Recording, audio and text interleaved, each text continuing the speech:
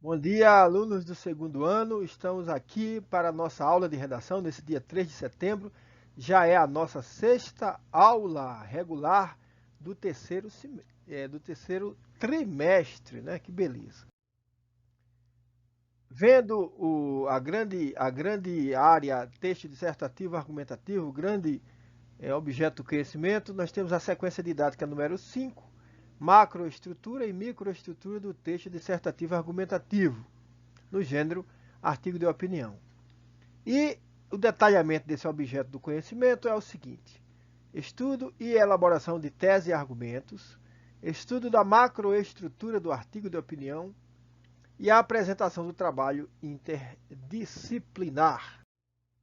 A nossa auxiliar e a Joaninha dando olá e dizendo que a respeito da atividade interdisciplinar da A7, você já entrou no fórum de discussão e inscreveu o seu grupo. Veja que nós estamos no dia 3 e estamos às vésperas já de uma primeira postagem obrigatória como parte da nota que vocês vão compor. E quanto ao tema, o seu grupo recebeu essa informação? Então vamos checar aí, vocês têm ainda, né, durante o dia no fórum, tendo recebido a informação, temos que agir, né? Fazer a etapa do trabalho. Um recado importante sobre o prazo. Então, o novo prazo para a postagem do projeto de texto, né?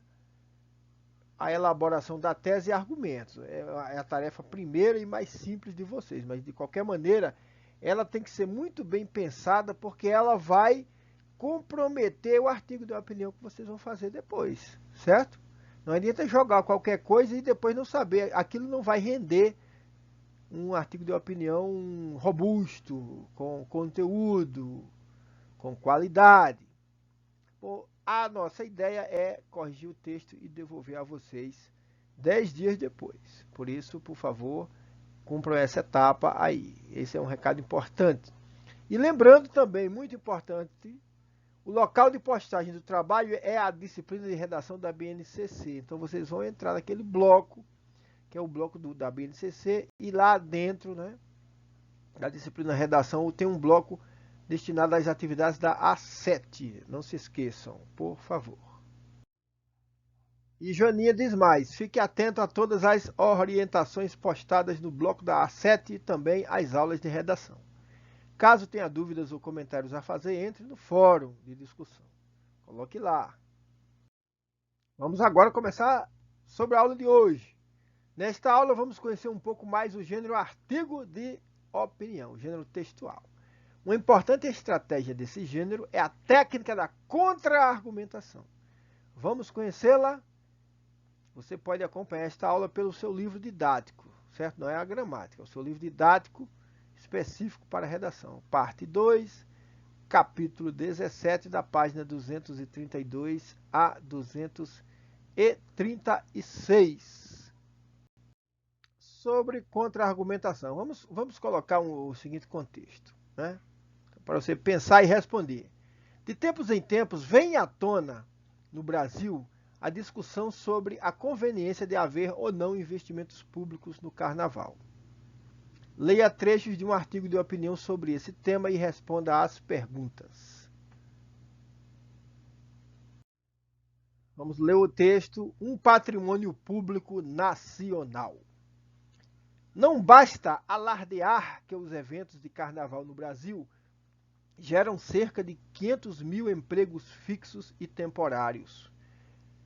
Movimentam 20 bilhões de reais e geram um fluxo de quase 7 milhões de turistas nacionais e estrangeiros.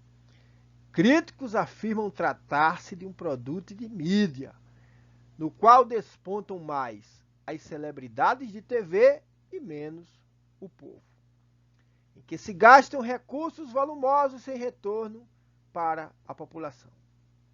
Esses eventos alicerçam, esses críticos, né, alicerçam seus argumentos no fato de a administração pública não se preocupar com a transparência e esconder dos eleitores as quantias gastas.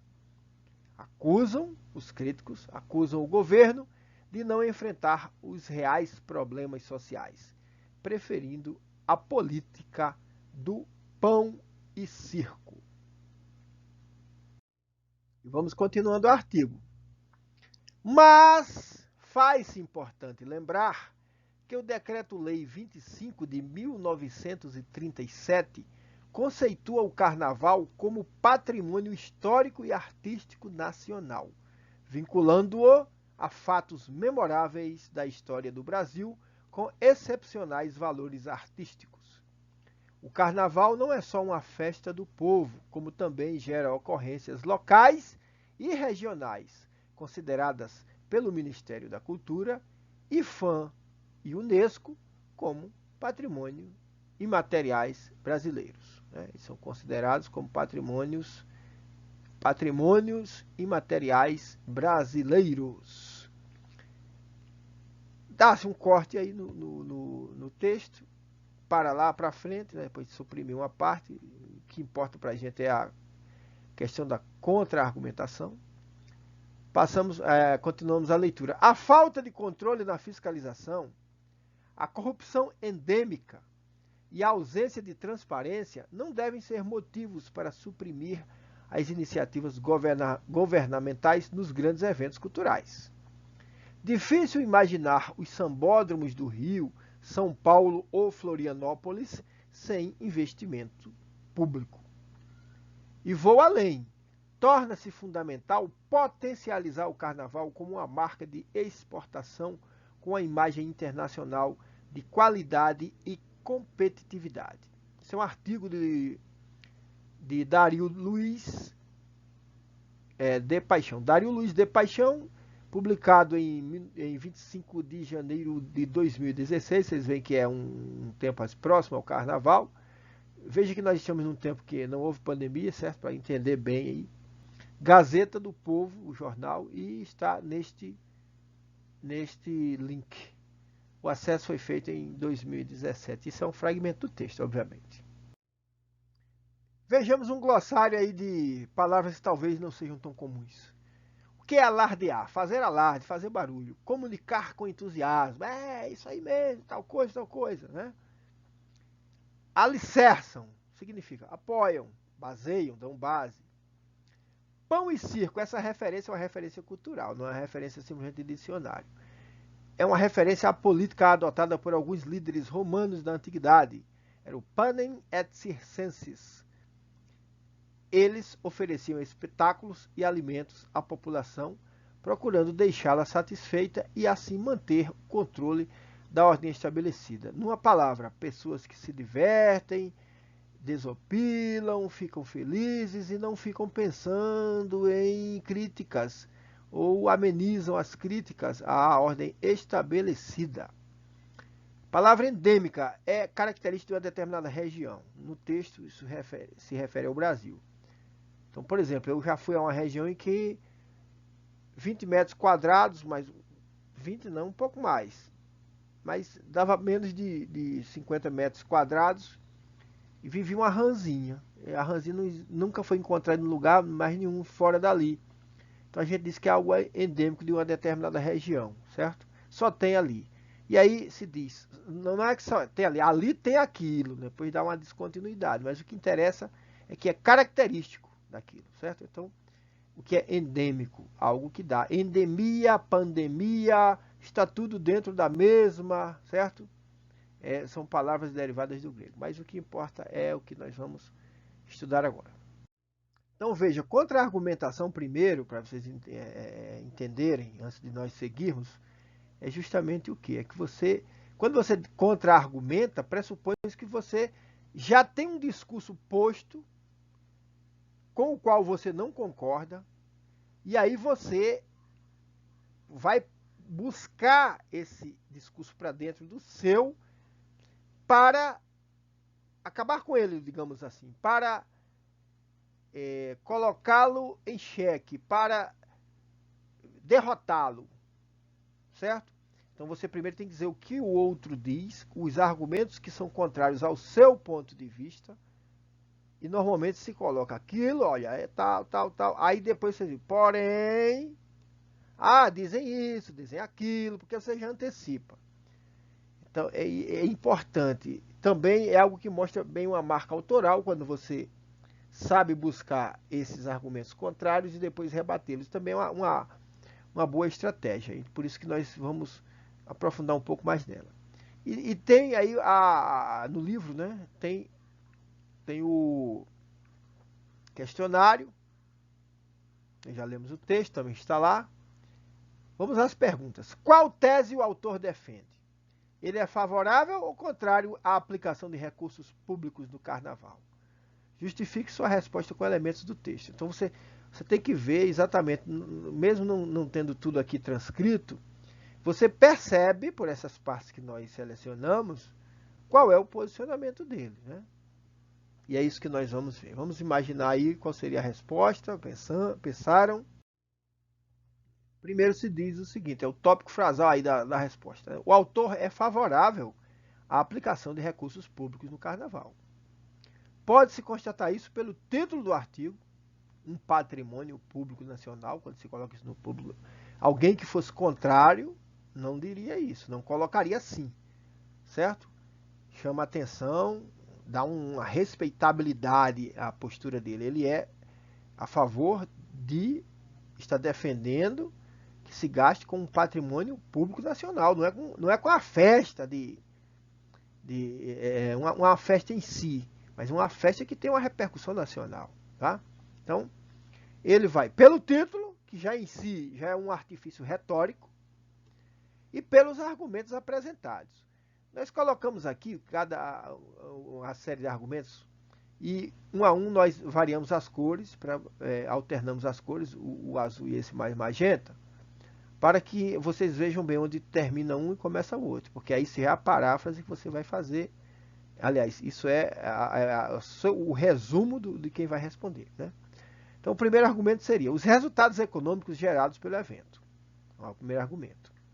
500 mil empregos, movimento de 20 bilhões de reais, quase 7 milhões de turistas. O segundo argumento. Um decreto-lei considera o carnaval patrimônio histórico e artístico nacional. Esse é um argumento forte. Você tem algo legal. E para você ter um decreto-lei, no mínimo, apesar de ser assim algo que é imposto pelo executivo ou colocado pelo executivo, mas ele passa por um processo de o Congresso vai examinar, vai ver se não vai derrubar e assim por diante. Né? O terceiro argumento, o fato de o Ministério da Cultura, a IFAM e a Unesco julgarem os festejos como patrimônios imateriais brasileiros. Os festejos. Não é um monumento, não é uma rua em si, mas é o conjunto, né? Patrimônio imaterial. Tem um valor até maior do que o patrimônio material, porque ele permeia as nossas almas, nossas atitudes, permeia a nossa vivência, né? Tudo que é característico de uma cultura é um patrimônio imaterial, algo que é muito forte numa cultura. E o quarto argumento, a ideia de que os problemas como corrupção, entre aspas, não devem ser motivos para suprimir as iniciativas governamentais. E, por último, ainda, o último parágrafo reproduzido em que o autor menciona o potencial do evento para projetar o país no cenário global. Então, são pelo menos 5 argumentos. O fato de o articulista atribuir os argumentos contrários a críticos afirmam tratar-se, também nos permite perceber o seu posicionamento. Olha, quem critica o carnaval diz isso. Os críticos do carnaval, os críticos do uso de verbas públicas no carnaval dizem isso. Quando você coloca dessa maneira, e você coloca primeiro do que o esmiuçamento da sua argumentação, você já está dizendo que você é contrário. Já li. Certo? Já li. E a segunda? O segundo, aí ele vai se desdobrar em umas 4 letras, né? A, B, C, D. Vamos ver. O enunciado geral é esse. No primeiro parágrafo, o autor reporta que, segundo alguns, o carnaval dá mais destaque às celebridades da TV do que ao povo. há pouca transparência no uso dos recursos públicos, segundo alguns, né? E ainda estes recursos públicos deixam de ser aplicados na resolução de problemas sociais. Eu fiz uma modificaçãozinha no original só para mostrar que a gente sempre pode atualizar o texto, sempre pode aperfeiçoar um pouquinho a redação do texto, mas já estava correto aí do jeito que estava no livro, né? Vamos lá. A partir dessa base aí, desse enunciado, você tem os itens divididos em letras. Vamos lá. Letra A. Qual substantivo o autor usa para identificar aqueles de quem partem essas alegações, né? Por que a escolha desse substantivo nos permite inferir o posicionamento do autor? Então você vai pensar, refletir, e nós temos a explicação para isso, a solução, a resposta. E a resposta é: ele, o autor, usa o substantivo críticos. Primeira parte da pergunta. A escolha desse substantivo nos permite inferir que ele, o autor, é favorável aos investimentos públicos, é a favor dos investimentos públicos, porque atribui os argumentos contrários a críticos, isto é, pessoas contrárias à sua posição. Aos críticos, quando você fala aos críticos, você já se distancia deles, certo? Se você disser essas pessoas sensatas, né, os cidadãos deste país, os cidadãos de bem deste país, ele está a favor desse pessoal. Mas quando ele diz os críticos, essa palavra já tem uma conotação de crítico. Nesse contexto aí, é de alguém que reclama, certo? Tem argumento que merece a pena, que vale a pena você trazer à baila, mas que merece ser contraposto, né? Então, sobre essa mesma base aí de enunciado, a letra B diz: se, em vez do substantivo que foi indicado aí na resposta, o articulista usasse o termo especialistas, isso seria conveniente para a sua argumentação? A argumentação dele que vai reforçar a que ponto de vista? O ponto de vista de que os recursos públicos devem sim ser usados em eventos carnavalescos, né? E aí, se ele usasse especialistas, o que nós poderíamos dizer disso? Por quê? Qual é o efeito que causa na argumentação dele? Seria conveniente para a argumentação dele? E por quê? Bom, é forçoso concluir que não seria favorável, né, ao argumento dele. Não seria conveniente para o argumento, para o ponto de vista do autor. Por quê? Porque, uma vez que o uso de especialistas ao invés de críticos daria maior prestígio aos argumentos contrários, os de quem é contra o financiamento de eventos carnavalescos com dinheiro público. Se você chamar essas pessoas de especialistas, veja que isso acontece muito, por exemplo, no noticiário. Muitas vezes alguma medida é tomada por um órgão público, algo que... Vamos dar o exemplo da TV aberta, dos grandes canais como Globo, um Globo da vida. Ele usa muito esse termo. A Câmara dos Deputados acabou de aprovar uma verba, bababá, o tal resolução. Quando o veículo é contrário, ele diz assim: os especialistas, porém, apontam para riscos, para dano ao erário, para isso, para aquilo. Quando ele usa os especialistas, pronto, já sabe, né? É porque ele está dizendo. O que essas pessoas vão dizer, esses especialistas, deve ser levado em consideração, porque eles estudam profundamente o assunto. Eles amadureceram reflexões, eles são qualificados para falar sobre o assunto. Então, o que quer que se diga que o especialista diz, reforça a opinião desses especialistas. E no caso aí, se ele dissesse os especialistas, ou seja, se ele chamasse os críticos de especialistas, eles não deixariam de ser críticos, mesmo que ele não escrevesse a palavra, mas isso seria danoso ao ponto de vista que a gente vai ver que ele está defendendo, que o autor está defendendo. Sobre ainda a resposta anterior, vejam como a simples troca de uma palavra, a simples seleção vocabular, pessoal, já causa uma mudança terrível, né? Se ele mantivesse tudo mais do texto, mas chamasse críticos e especialistas, você não teria uma eficiência do texto, uma eficiência para provar determinado argumento. E isso é que é importante observar, certo? Muito bem. Agora a letra C. Considerando o conteúdo dos parágrafos seguintes, explique por que o articulista decidiu mencionar essas alegações no primeiro parágrafo. E qual é o papel dessas alegações na construção da estratégia argumentativa, né? É interessante isso. Aproveite para aprender com o exemplo. Então, o que nós temos como resposta? O autor menciona essas alegações contrárias a seu ponto de vista para depois negá-las, desconstruí-las.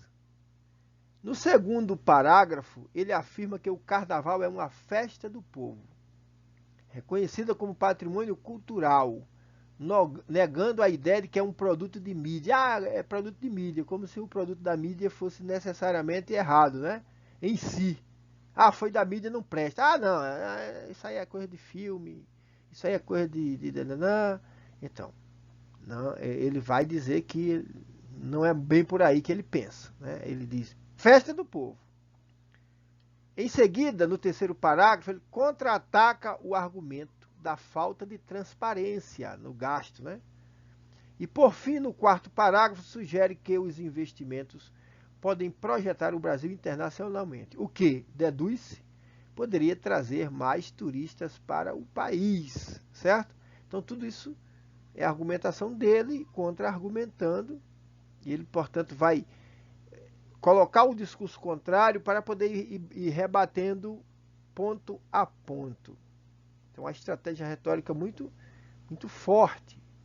E é uma estratégia retórica que prende a atenção do leitor.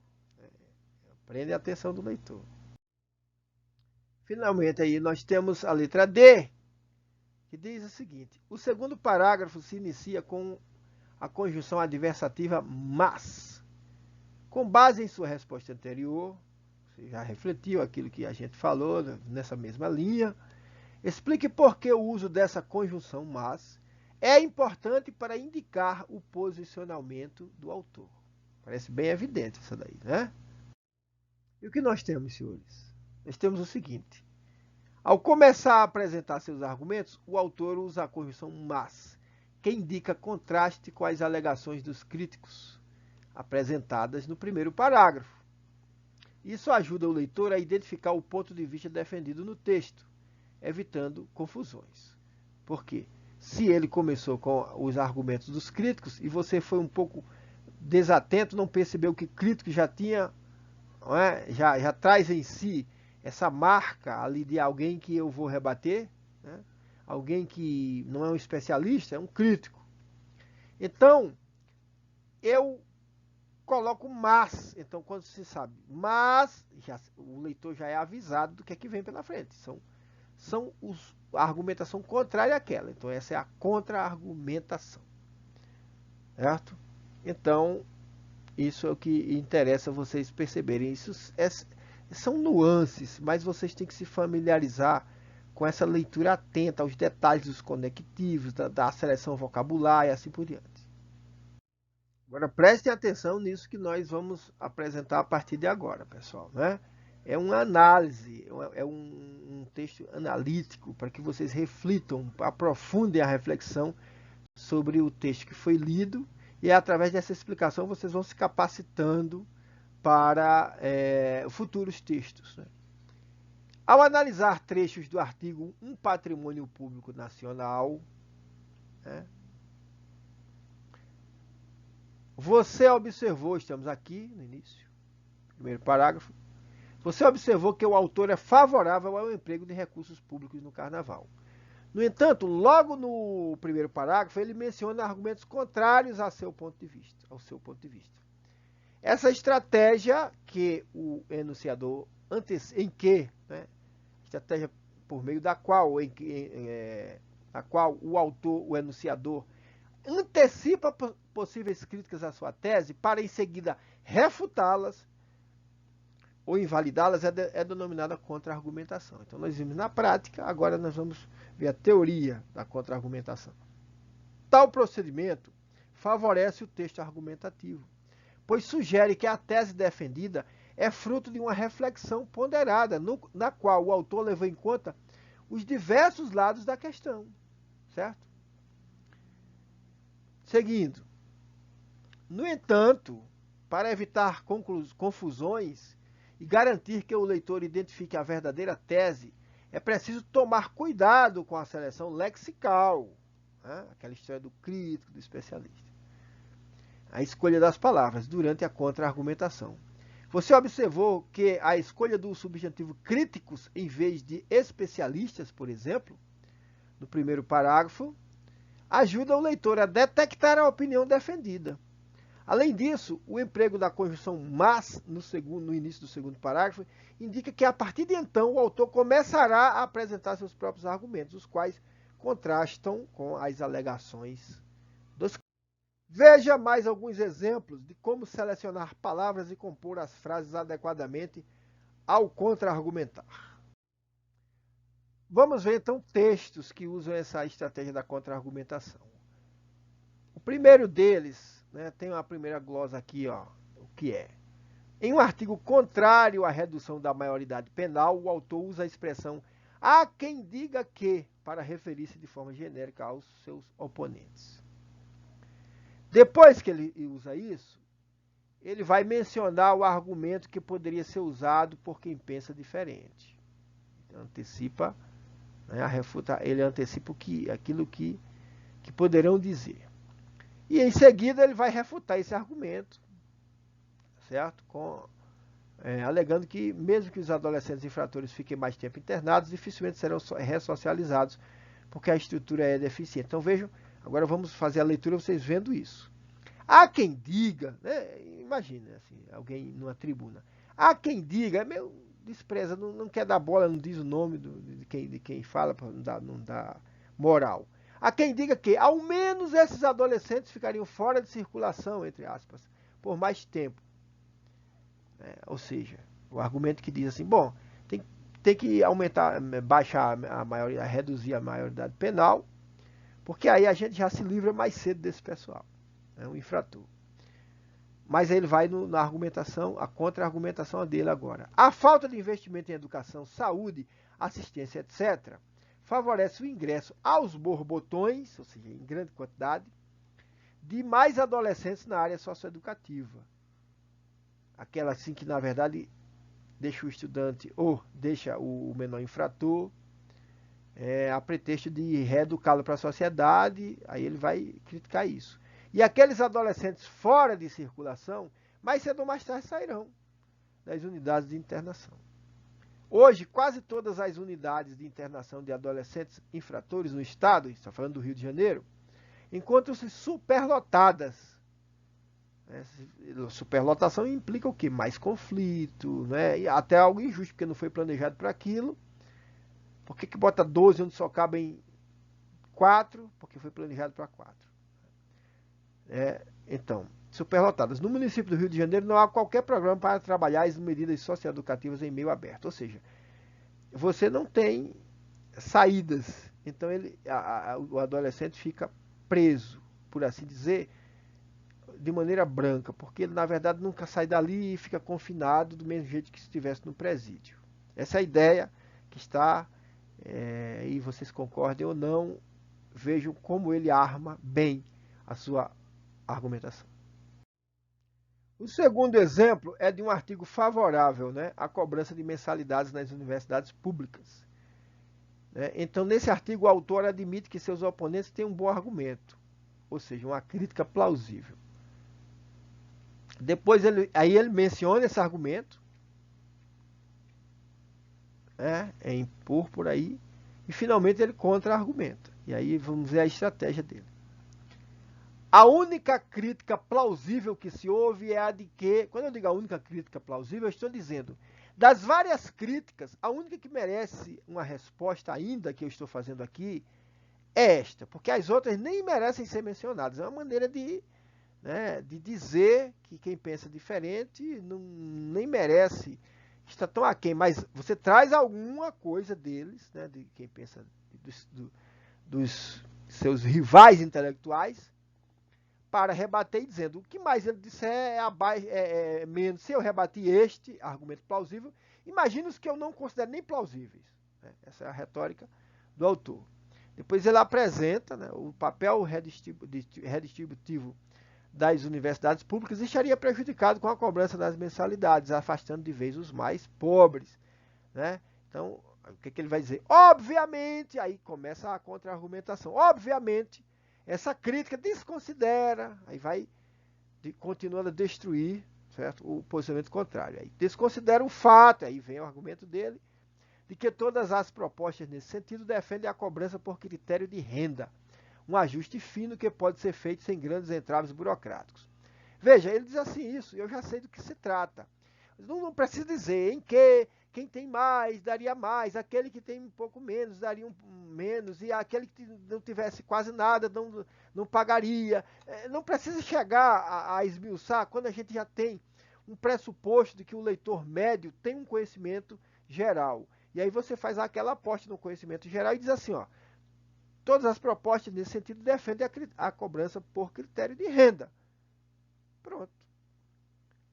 Você mais não tem que explicar pelo bem da sua argumentação, não, porque você mostra que primeiro você libera espaço para aprofundar em outras questões, certo? E segundo, você calibra o seu discurso para alguém que tem uma certa cultura, isso é o que se espera, né? Por isso que ele foi bem conciso. É um ajuste fino que pode ser feito sem grandes entraves burocráticos. Não vai ter burocracia nenhuma, não. É só tomar a decisão e fazer pequenos ajustes, né? Tranquilo. Então ele usa o obviamente para enfraquecer a crítica dos oponentes, sugerindo que eles têm uma falha óbvia. Tá vendo? É tão evidente, é tão fácil rebater isso. Esse argumento tem essa fraqueza aqui que eu estou agora dizendo. Pronto. Novamente um artigo, né? Esse artigo aí. Em um artigo contrário à proibição da publicidade infantil, o autor admite que, como pai, também sofre com os anúncios para crianças, certo? Ele não quer que se proíba publicidade infantil. Qual é a estratégia que ele vai usar?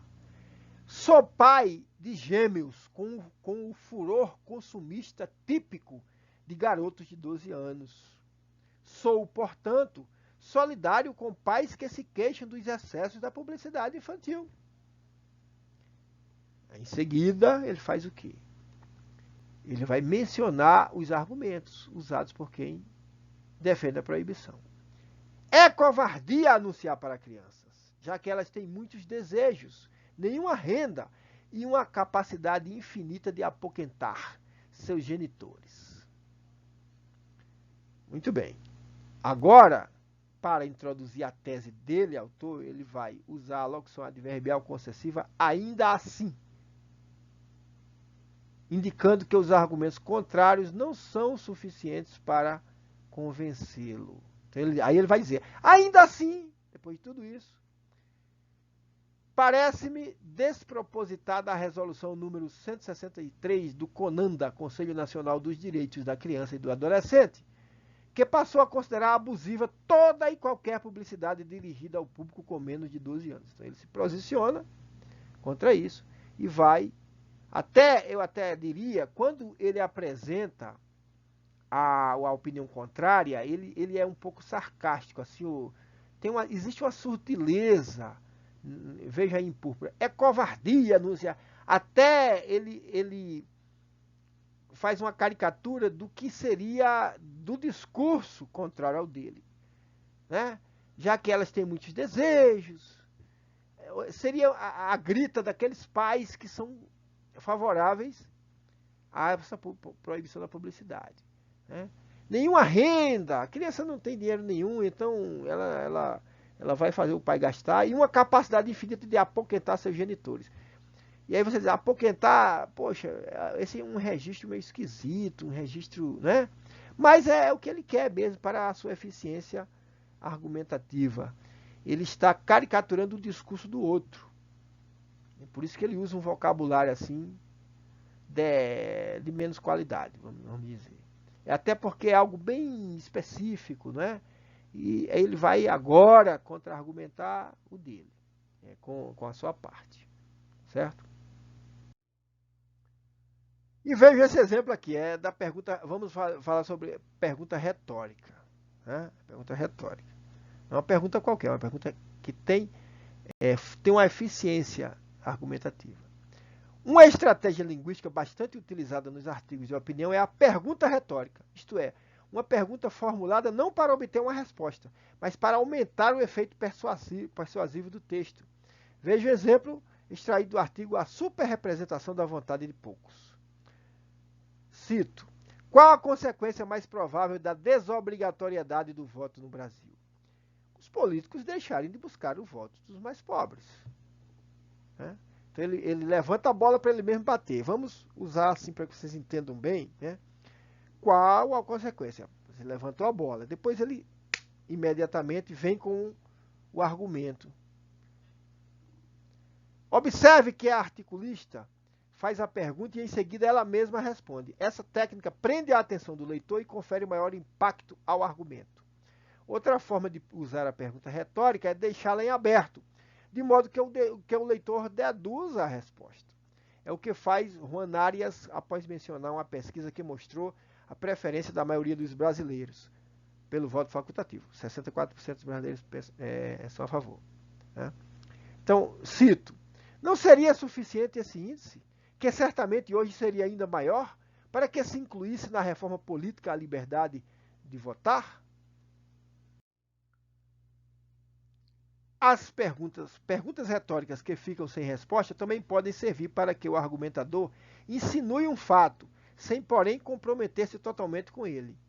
Ao analisar o artigo de Carolina Roeder, você observou que, por meio de uma pergunta em aberto, a conclusão insinua que os políticos preferem o sistema de voto facultativo. É isso que queremos? Ou é isso que nossos políticos querem? Né? No entanto, a articulista não declara isso abertamente. Se quisesse fazê-lo, né? E se quisesse fazê-lo, usaria uma frase afirmativa. Por exemplo, nossos políticos querem o voto facultativo porque isso os desobrigará de atender os mais pobres. É diferente. Você joga no ar e aí o leitor faz aquele trabalho intelectual de responder. Eu acho que é isso mesmo, existem interesses obscuros. Eu acho que os políticos é que tem. E aí, político já tem a conotação também, que isso foi trabalhado, foi batido aí. Hoje nós temos uma sociedade que, quando fala em político, já existe o clichê que o político não presta. Né? Que é até uma generalização perigosa. Né? Nunca é bom, nunca é demais lembrar. Então, perguntas retóricas são utilizadas em várias esferas discursivas, inclusive na publicidade. Veja ao lado como o anúncio de uma exposição de arte utilizou essa técnica para chamar a atenção do público. Então, aqui, o que é que vocês têm aqui? Reprodução de cartaz de campanha publicitária, o fundo da imagem é rosa e o texto é roxo. Isso no artigo, né? Destaque para o seguinte texto. Outra oportunidade para ver essas obras, vir 2 vezes, certo? Então, as logomarcas de patrocinadores e do governo do estado de São Paulo. Vamos lá. Experimente então, aí diz a nossa amiga Joaninha, experimente ler outros artigos de opinião de J.R. Guzzo e também de Stephen Canitz, Contardo Caligares, Lia Luft, entre outros. Eram articulistas da época que tinham colunas semanais, né? Hoje alguns deles já não estão nesses espaços. O Stephen Candice, por exemplo, virou uma espécie de estrela como de comentário político e de economia. Contardo Caligares morreu há pouco. Lia Luft meio que está mais descansando. Mas vocês têm outros articulistas aí, certo? Tem outros articulistas que valem a pena nos vários órgãos de imprensa e revistas, e a gente vai descobrindo. aqueles que são bons e que nos chamam a atenção. Tem o que dizer, né? Tem qualidade. Era o que temos para hoje. Reitero a necessidade de vocês entrarem no fórum, fazerem a postagem no dia 5 e garantirem a maior nota possível na A7, pessoal. Vamos compor lá, não se esqueçam.